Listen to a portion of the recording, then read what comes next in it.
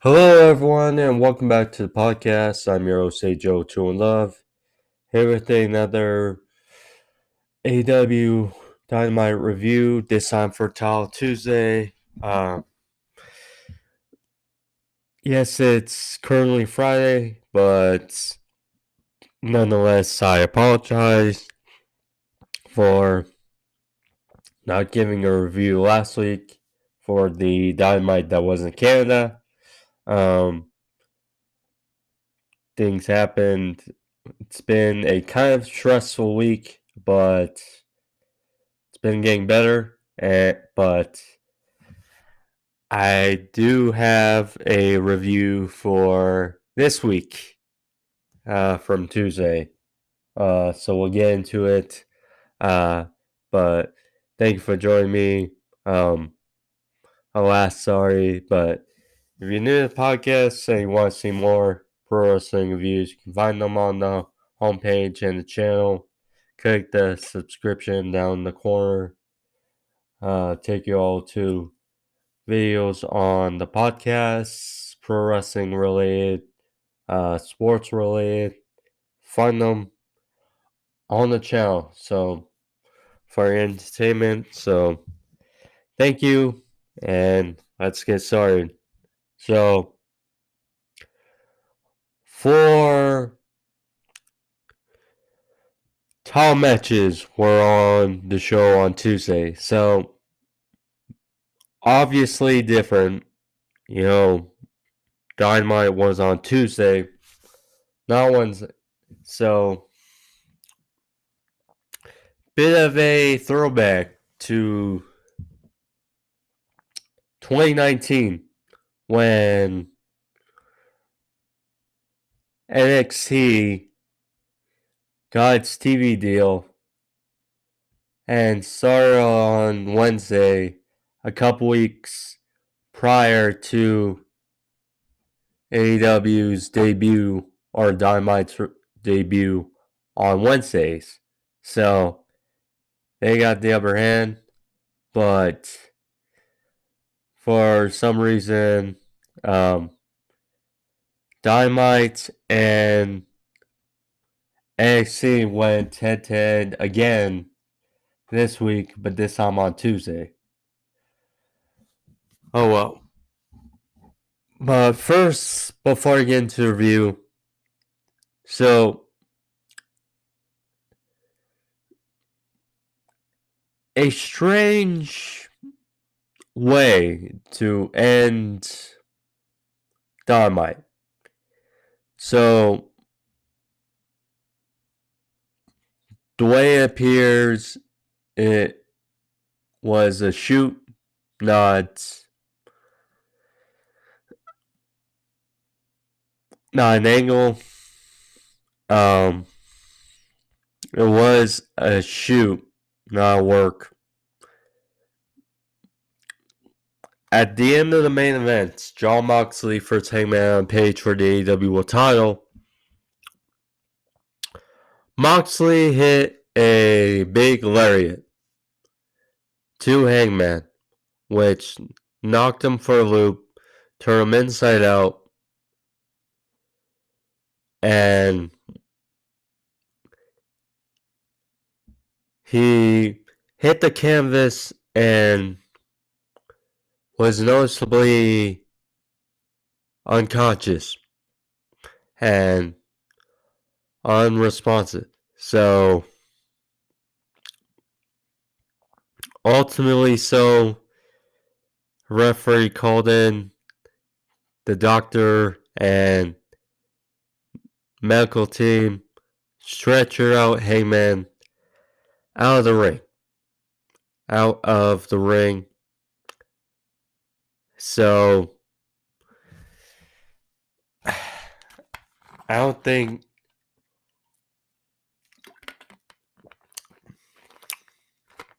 if it was work, it was very believable, but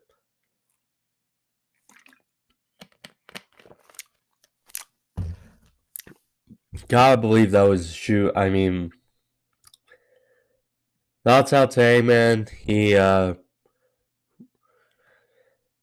reportedly tweeted out the other day that he's feeling better. He was taken to a local medical facility in Cincinnati, and notably they checked on him and he's doing okay. Apparently he was diagnosed with a concussion. You know, it was a great match up until that point. And I mean, just the way it happened was so sudden. You know,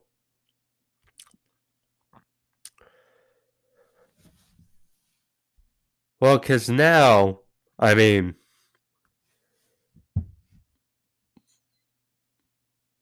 I get from this perspective. So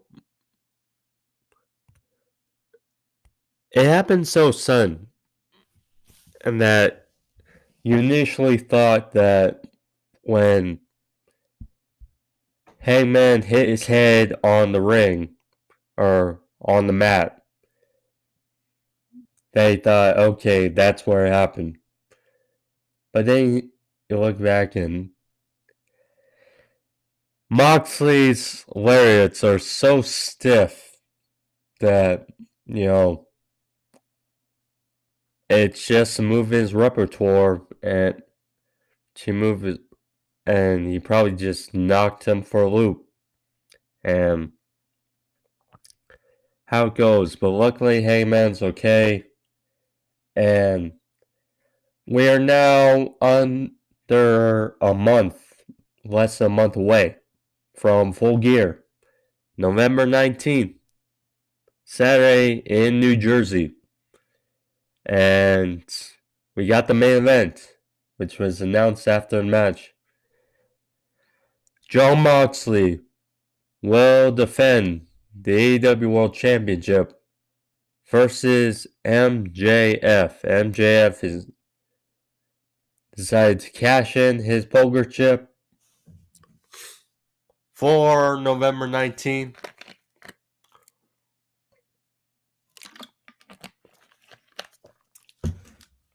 At Full Gear against Moxley. I mean, like last year, Hangman won the Casino Ladder match on Dynamite and cashed in for Full Gear to beat Omega and get his moment.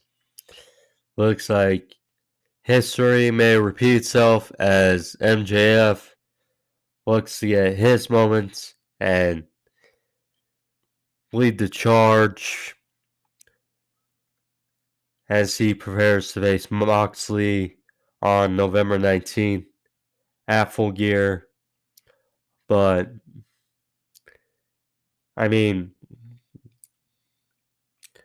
I'm sure that MJF was supposed to be the champion by now if it wasn't for that CM Punk and the Elite debacle at All Out. But things happened. Things are still going on. Legally issues with all parties. And we'll see how it goes. But, you know, I'm sure AEW had in mind that MJF was supposed to be the champion by now, but alas, in less than a month, it appears MJF will get his moment in New Jersey.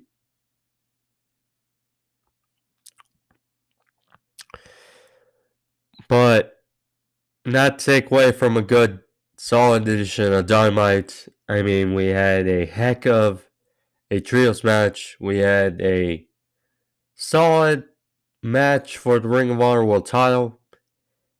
Very good women's match between Toni Storm and Hikaru Shida. And a very good back and forth between MJF and William Regal.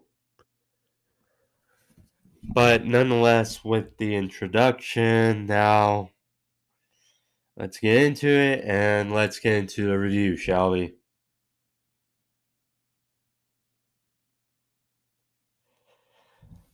AEW Dynamite, Title Tuesday. Start off with the first of 4 title matches on the card. The Death Triangle, Pac and the Lucha Brothers, making a defense of their trios titles versus the Best Friends and Orange Cassidy. Very good match, very good match. This was the match for to crown the vacant trios champions after All Out, and this match delivered as well. As here. So, getting the match, Death Triangle wins here after some back and forth, fast offense to start. Death Triangle hit some stereo tope dives to the outside on all 3 the Best Friends. Phoenix hit some big offense on all parties in the middle of the ring. Trent fired back, hit Tornado DT out of the corner. Looked like Best Friends were getting the advantage.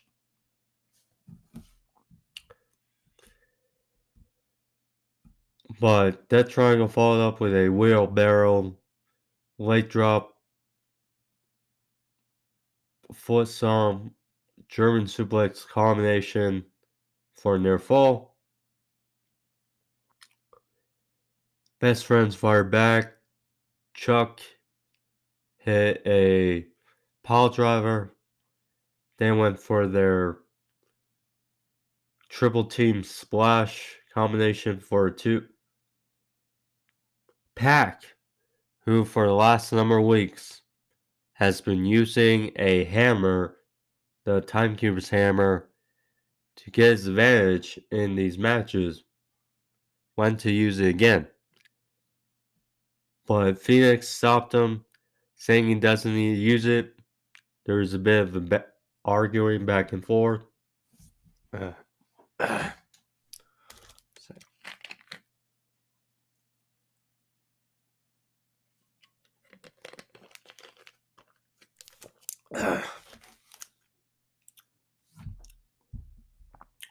There we go.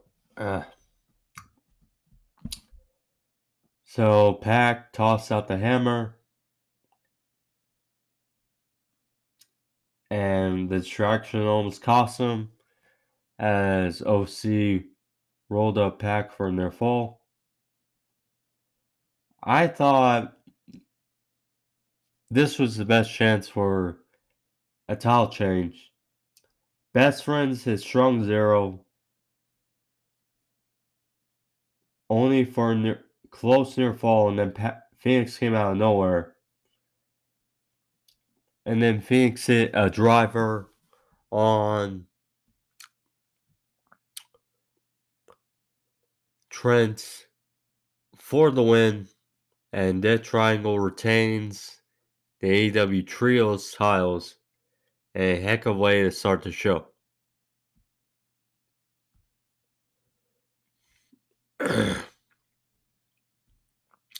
Britt Baker, Jamie Hayter, and Rebel were all backstage.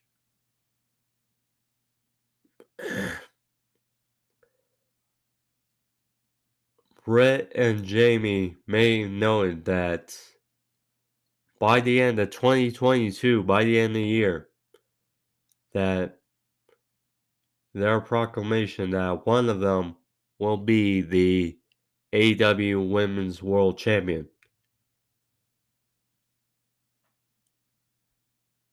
Originally, they said interim, but Britt Baker rectified and said world champion.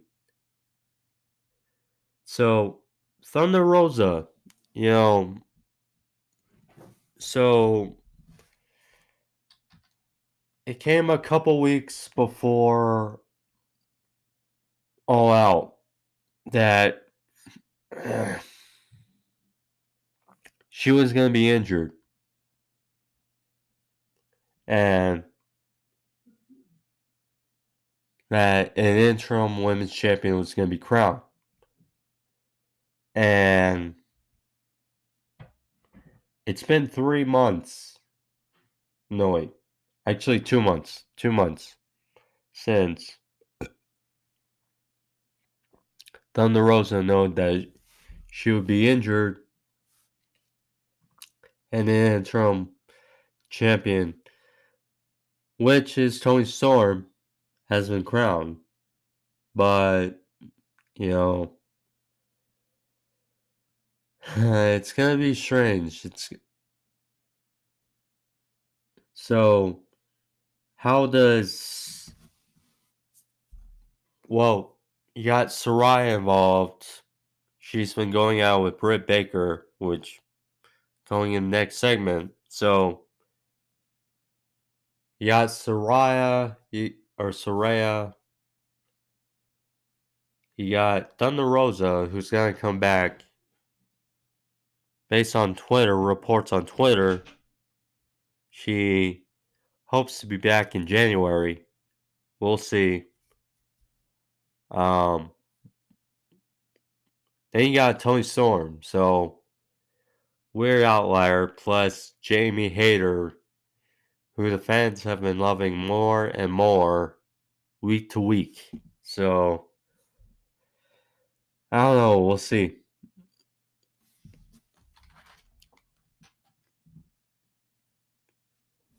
Next segment. Oh, 1 sec. I got a text.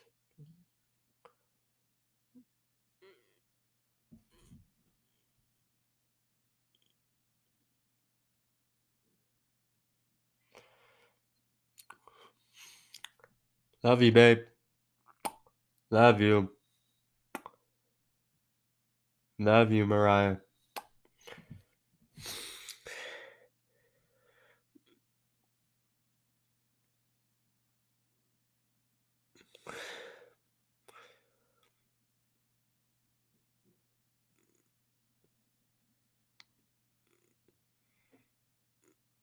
One sec. Sorry.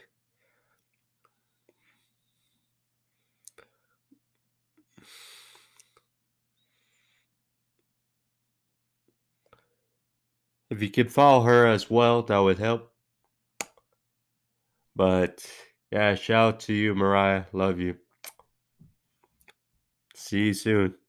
Possibly, arguably tomorrow.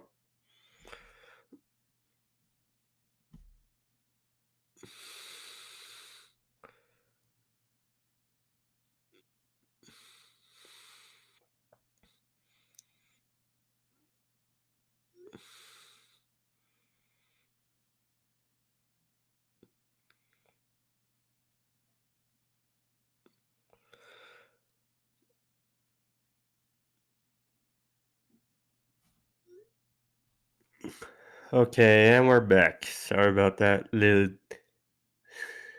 delay. So, Hikaru Shida versus Toni Storm for the AEW interim Women's World Championship.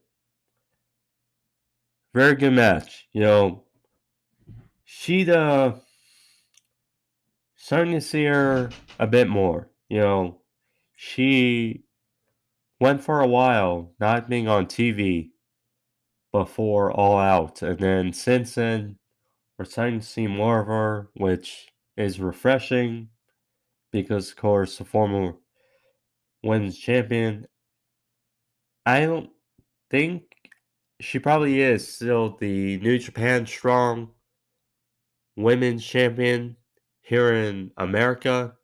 So, or so had to see about that, but nonetheless, this was a fun match between the two ladies. So Shida really bringing in a storm. She had Meteora off the top rope and hit a gut wrench face plant, almost pile driver for a near fall. Shida then dropped Storm on her head for another two.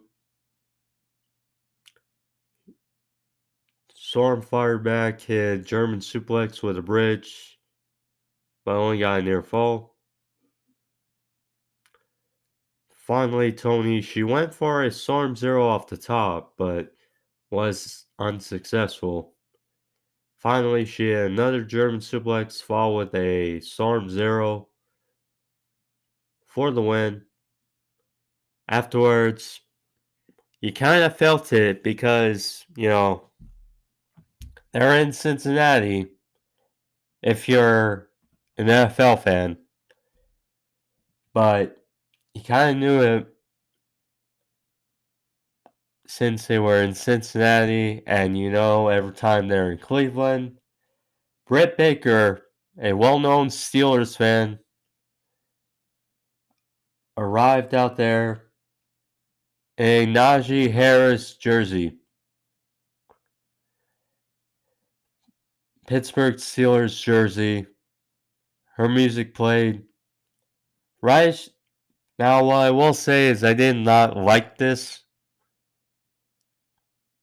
Not Britt coming out, but what proceeded afterwards. So,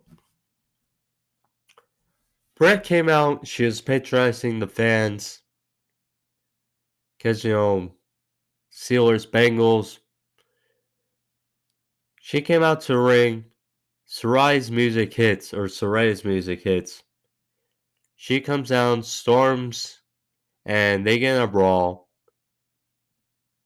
And they get into the crowd. So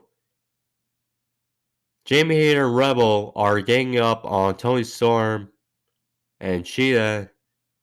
And then out comes Riho. The returning Riho. Her music play. So 3 women's music plays in a row. That's just a little silly. But Rio, she made a return and came down and helped Toni Storm. Huge dive on Jamie Hayter and took out or Rebel and took out Jamie Hayter. So Rio back.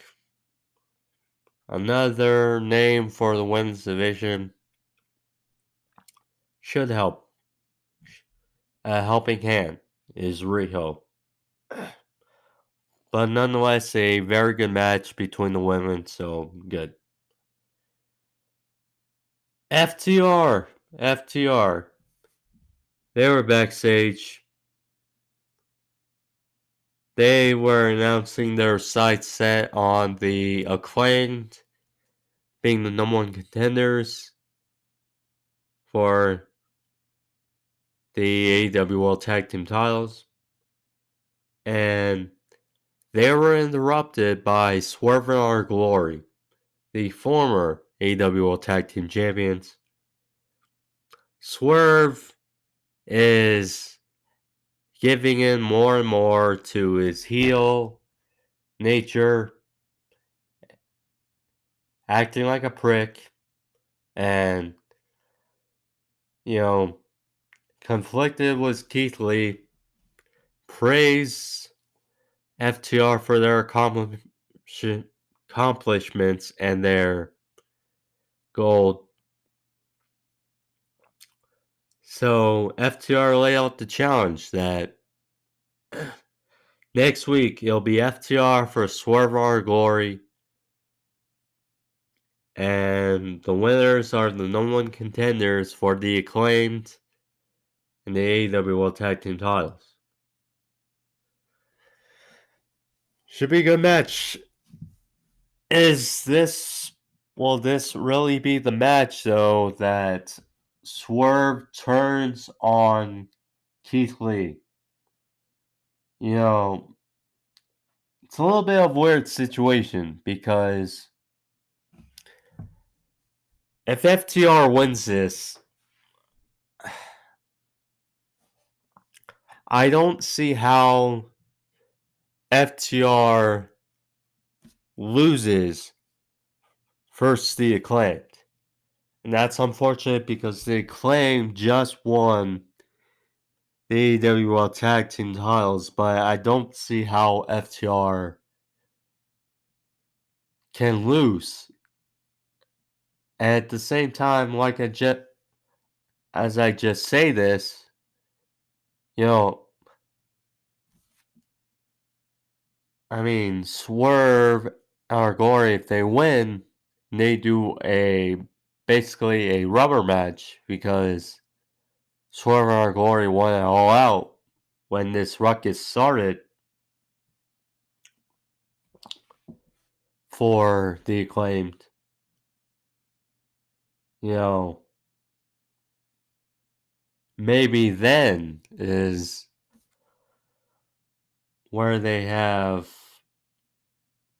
whether it's Full Gear or some other date, that they have Swerve turning on Keith Lee. And I mean,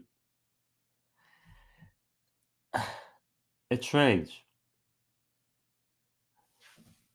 I gotta ask though, because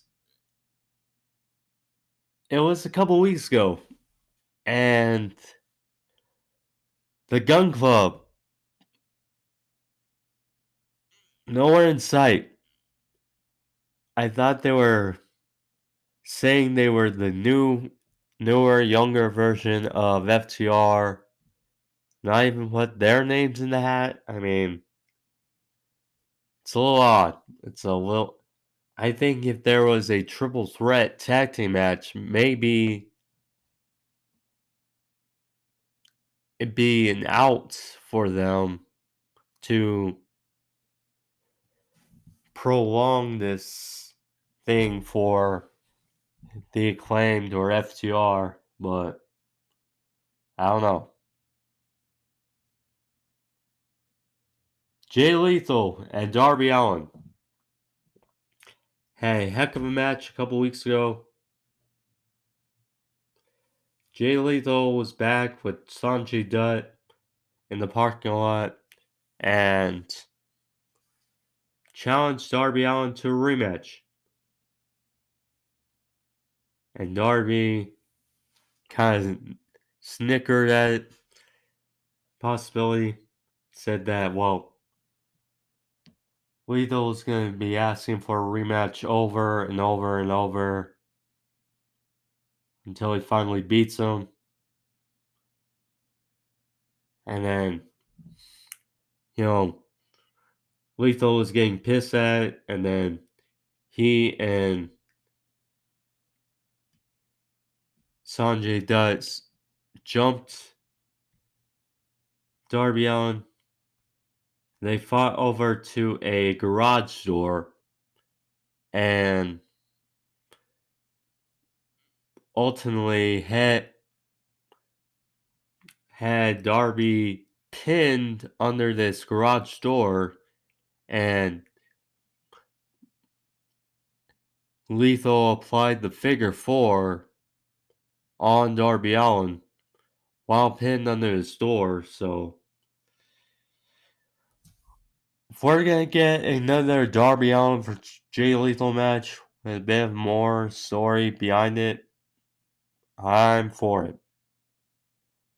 Although this looks a little strange given the handshake at the end of the first match, so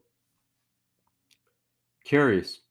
Plus, we didn't see Satnam Singh, which I think is a good thing for both.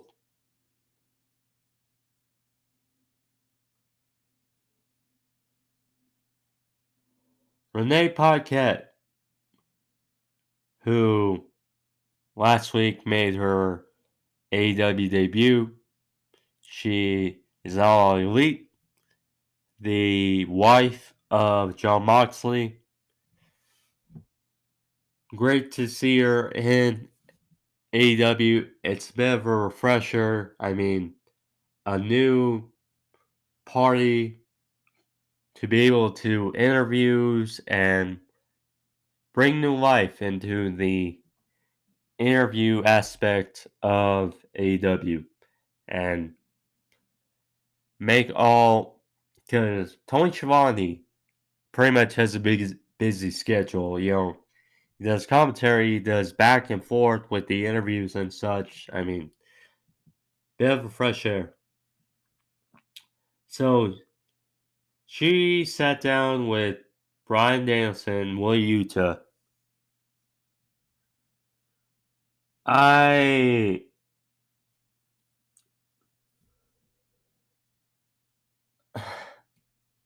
You might know what I'm gonna say, but let's get into it. So Bryan Danielson talked about the aftermath and his match last week with Jericho, which he lost for Ring of Honor World Title. He said that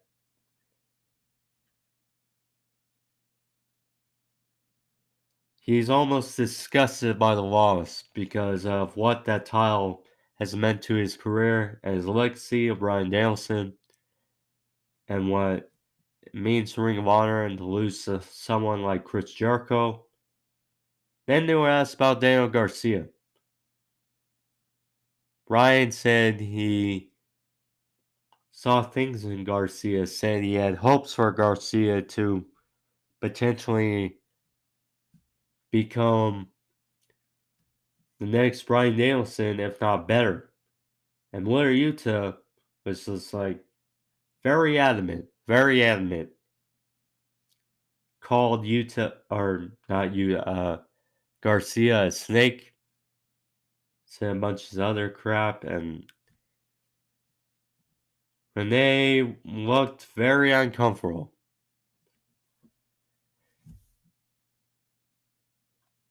I feel bad because every time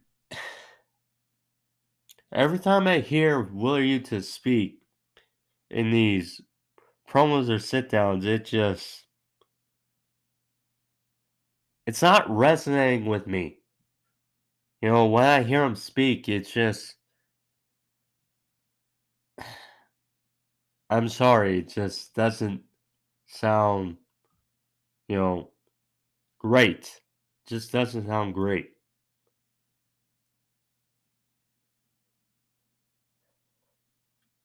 But it seems like look, another match with Garcia and Yuta, okay? More match with Garcia and Bryan, get behind those as well. Don Castle versus Chris Jericho for the Ring of Honor World Title.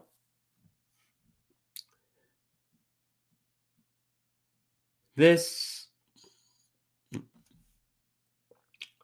was a quality match,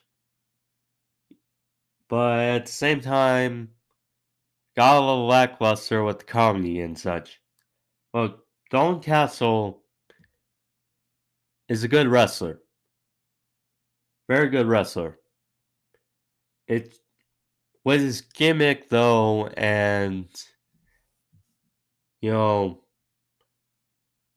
and with the boys and the guys who accompany him, it can get a little too comedic.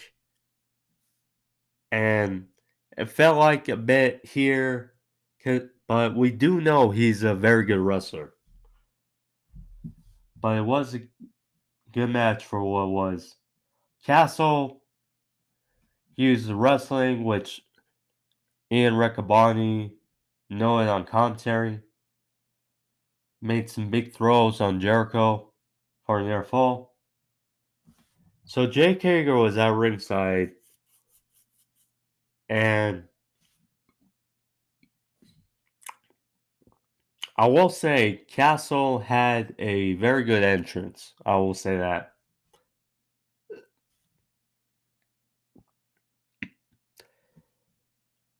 The boys hit some topes and dives on the outside on Hager. They tried nonchalantly beating him up, taking him out in the ringside. They took the hat from him, and Hager just decked them all, claiming he loves the hat.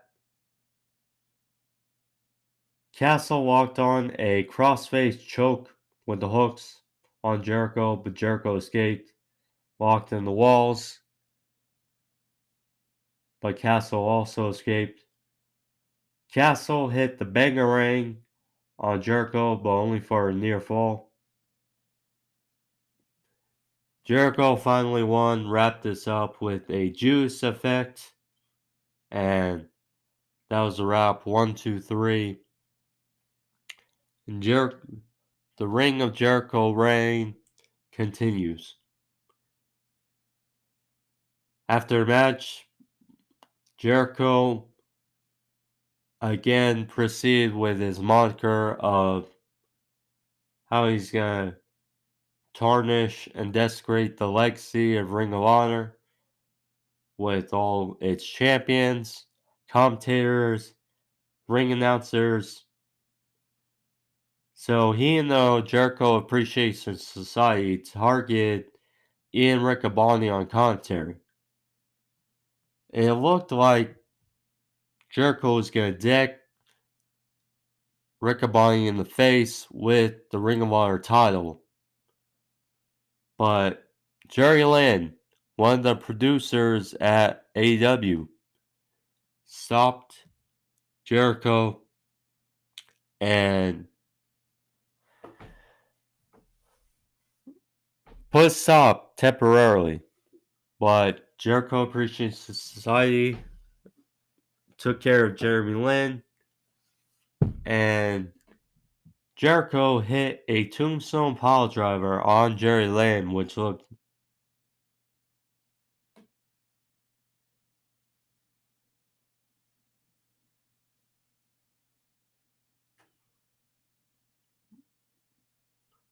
on the stage area, and that was how this segment went off the air.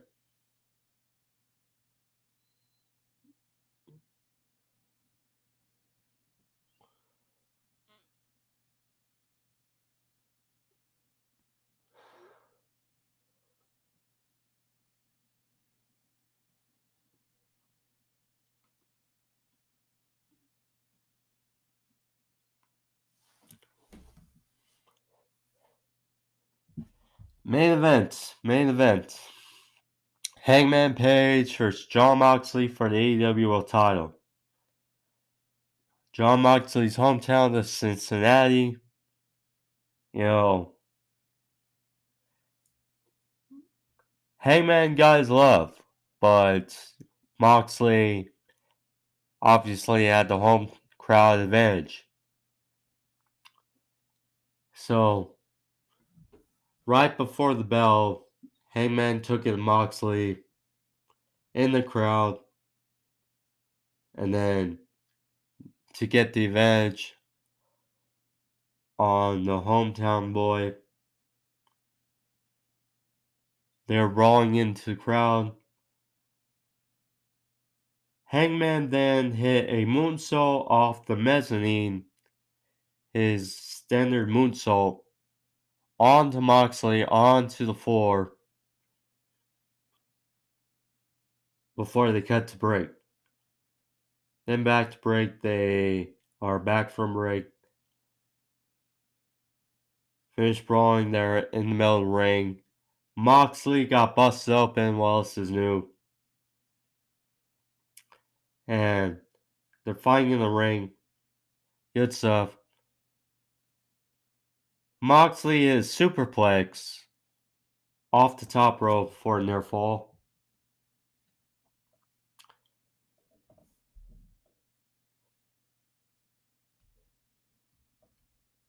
Hangman then hit a dead eye on the apron.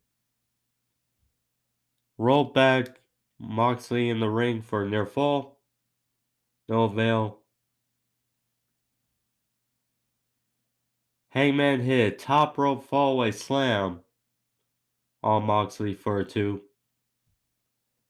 and then finish the match. So they started just exchanging landing strikes in the middle of the ring.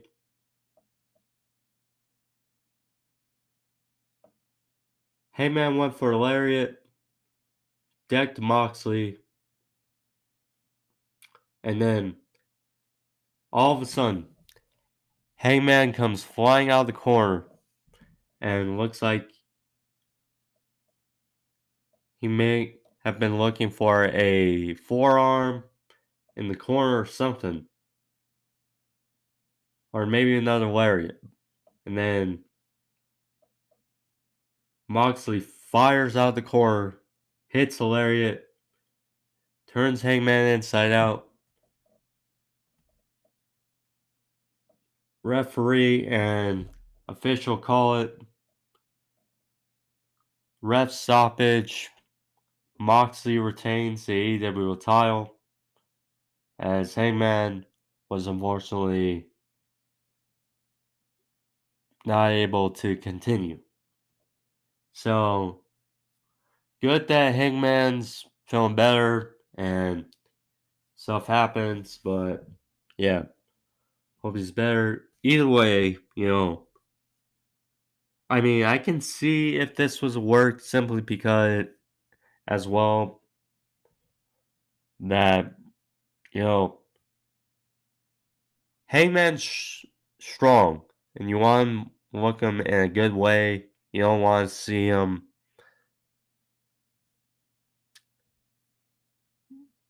look weak against Moxley. Yes, Moxley's holding that title until MJF, but I can see it for those arguing that this will work.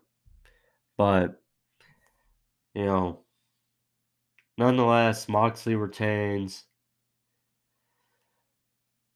Good that Hangman's okay. Afterwards, they still had some time left on the show, so Moxley cut a promo in the middle ring. Oh, shoot.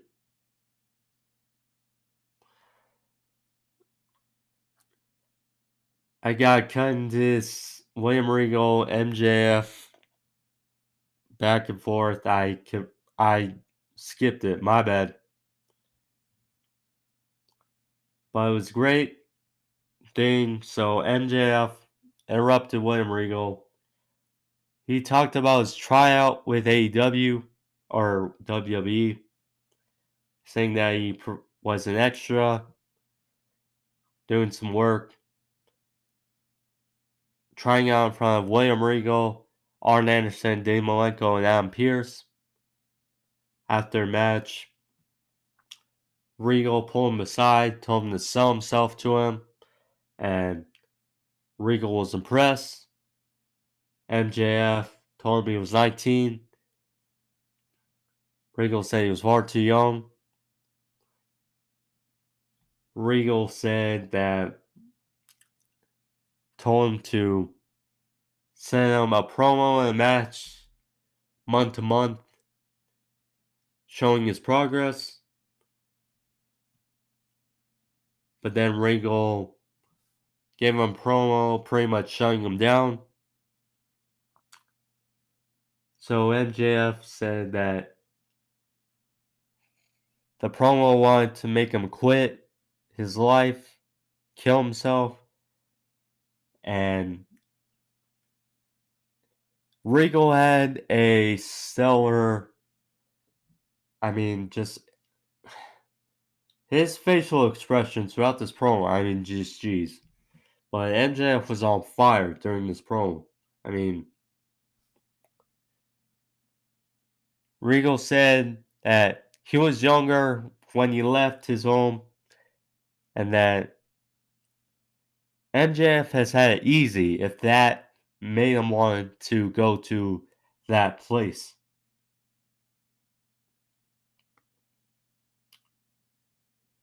So he said that if he wants to be the real bad guy and the devil, show to the world, beat everyone in front of you.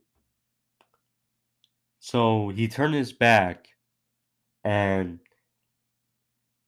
gave MJF a chance to deck him from behind. MJF was conflicted, did not do it, and William Regal said he still has a lot to prove. And they both left. So now, getting to the post-match promo by Jon Moxley. So, Moxley cut a promo calling out MJF, praising Hangman, saying he hopes he gets better so he can continue to perform before in front of these people, go back to his family. So he called out MJF. MJF came out with a referee, Bryce Remsburg, and his poker chip down to ring. And William Regal looked like he was banging him on, based on what was said earlier. So,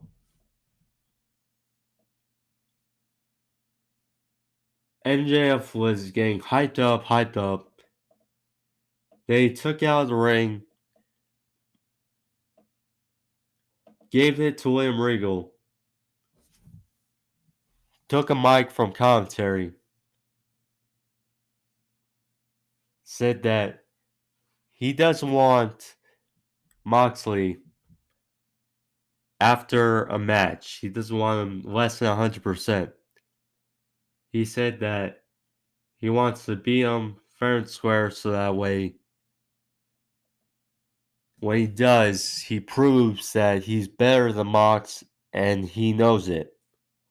So, MJF announced that he's going to cash in at Full Gear on November 19th in New Jersey. And he said for the first time in his miserable life, he's going to earn it. And Moxley said that the only thing you've earned is my heel to your face, my fist up your ass, me squeezing your larynx until you turn blue. Said we're gonna find out what you're made of. And getting in the ring with me is dangerous as all hell. And it is clear. It is settled. November 19th, less than a month away. Full Gear. Saturday. Moxley, MJF, AEW World Title. MJF has been waiting for his moment. Looks like he may get it in less than a month. Very good show. Very good show. Apologize for missing out on last week. Again, things happened, but nonetheless, glad I'm here to give you your review for this week. So, hope you guys enjoyed it for Title Tuesday. But thank you again. But nonetheless, hope you guys enjoy it. If you did, click the like, leave a thumbs up on the video, help it out. But thank you all. I'm Joe Tone Love. See you guys next week. But adios. Peace.